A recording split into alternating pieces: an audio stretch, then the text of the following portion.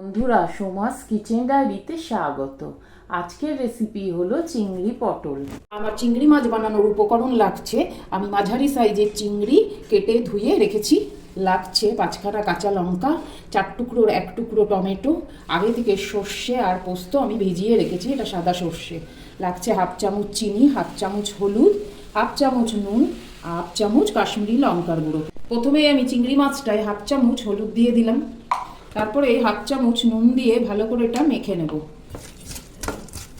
কড়াইয়ে আমি 1/2 চামচ তেল দিয়ে গরম করে রেখেছি। এবার আমি চিংড়ি মাছগুলো কড়াইয়ে ভাজতে দিয়ে দেবো।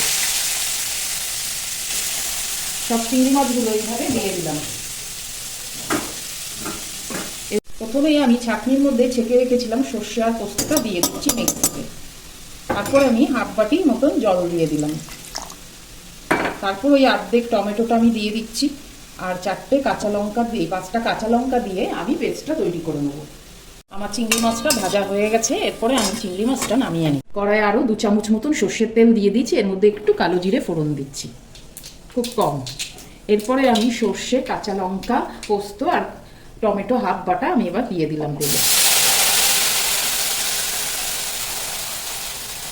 এরপর আঁচটাকে জোরে করে দিয়েছি, এটা একটু ফুটে উঠলে আমি বাদবাকি মশলাটা দিয়ে দেবো। এরপরে আমি নুনটা এর মধ্যে দিয়ে দিচ্ছি, তারপরে হলুদটা দিয়ে দিচ্ছি। বাকি যেই মশলাগুলো রেখেছিলাম সবই আমি একসাথে দিয়ে দিলাম। আমার গুঁড়ো মশলা দেওয়া কমপ্লিট। এরপরে আমি এটা ভালো করে মিশিয়ে নেব, আর আমি মিক্সির বাটি ধুয়ে একটু জল দিয়ে দিলাম।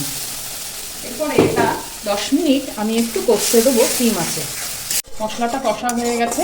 এরপরে আমি ভাজা চিংড়ি মাছগুলো দিয়ে দিচ্ছি। আঁচটা এখন আমি জোরে করে দেবো। এরপরে একটা গোটা কাঁচা লঙ্কা ভেঙে দিয়ে দিচ্ছি। এরপরে আমি একটা কাঁচা লঙ্কা ভেঙে দিয়ে দিলাম, আর একটু 1/2 চামচের মতন কাঁচা সর্ষের তেল দিয়ে দিচ্ছি। এরপরে আমি আঁচটা জোরে দিয়ে দেবো। তারপরে ঢাকাটা আমি 5 মিনিট ঢেকে দেবো। 5 মিনিট পর আমার রেডি হয়ে যাবে। এবার আমরা ঢাকাটাকে খুলে দিচ্ছি। 5 মিনিট হয়ে গেছে,